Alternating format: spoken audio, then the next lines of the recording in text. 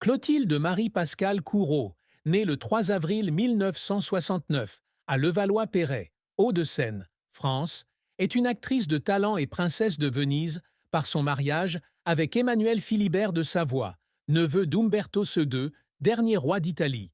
À 56 ans en 2025, Clotilde a vécu une vie haute en couleurs, du glamour du cinéma français aux responsabilités royales inattendues. Pourtant, derrière son apparence forte et son sourire éclatant, Clotilde porte en elle de profondes tristesses, dont la plus grande est peut-être la perte de sa famille et le sentiment d'être contrainte par des attentes non désirées. La première et la plus profonde tristesse de la vie de Clotilde trouve peut-être son origine dans son enfance.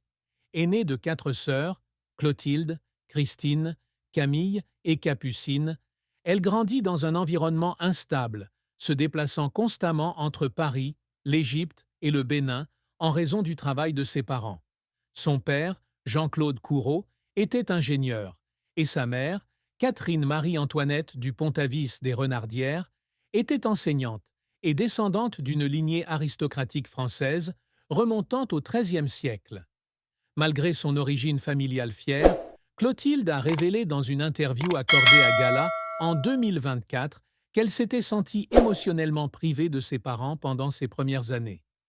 Nous avons beaucoup déménagé, et j'avais souvent l'impression de ne pas avoir d'endroit où me sentir chez moi, a-t-elle déclaré. L'absence d'un foyer stable lui a laissé une tristesse silencieuse, un sentiment d'aliénation qu'elle n'a réalisé qu'à l'âge adulte.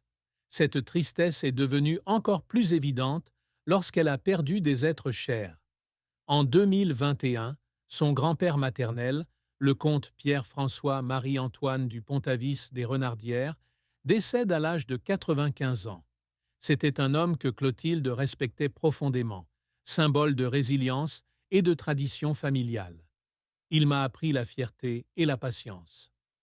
Quand il est parti, j'ai eu l'impression de perdre une partie de mes racines, a-t-elle partagé dans une publication Instagram. Cette perte n'était pas seulement une douleur personnelle, mais aussi un rappel de la fragilité des relations qu'elle chérissait.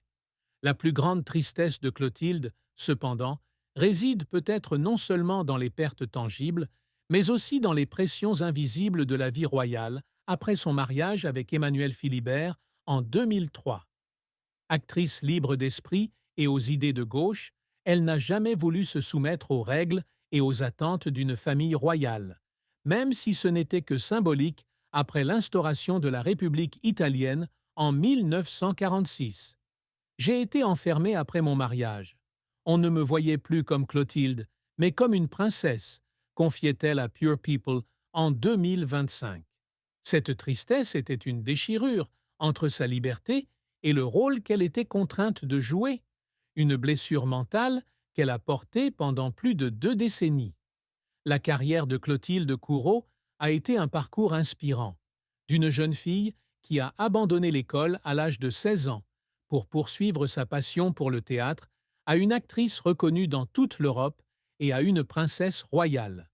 Son succès ne réside pas seulement dans les récompenses, mais aussi dans sa persévérance à travers les échecs et les moments qui l'ont fait pleurer à cause de ses efforts constants.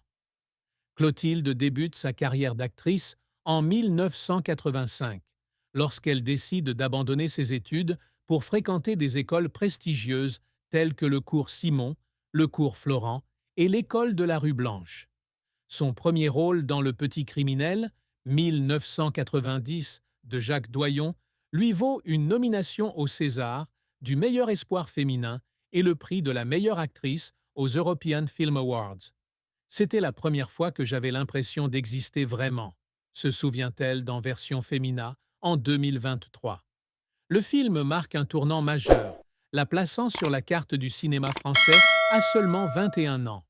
Les années 1990 sont l'âge d'or de Clotilde. Elle apparaît dans plusieurs films marquants tels qu'Elisa, 1995, pour lequel elle reçoit 2 autres nominations au César, et Map of the Human Heart, 1993, de Vincent Ward, un projet international qui l'emmène au-delà des frontières françaises. En 1998, Elle est honorée comme l'une des shooting stars du cinéma européen et en 2000, elle reçoit le prix Romy Schneider, confirmant sa position dans l'industrie cinématographique française. Son rôle d'Anouk Grimberg dans La Môme, 2007, le biopic sur Édith Piaf, fut un autre moment fort, puisqu'elle se transforma avec brio en un personnage secondaire mais émotif, contribuant au succès du film oscarisé. Cependant, la carrière de Clotilde ne fut pas sans échec. Après avoir épousé Emmanuel et Filiberto en 2003, elle a dû faire face aux doutes du public et des critiques. Beaucoup de gens pensent qu'elle s'est vendue au titre royal, abandonnant sa carrière d'actrice pour devenir princesse. J'ai perdu Béa?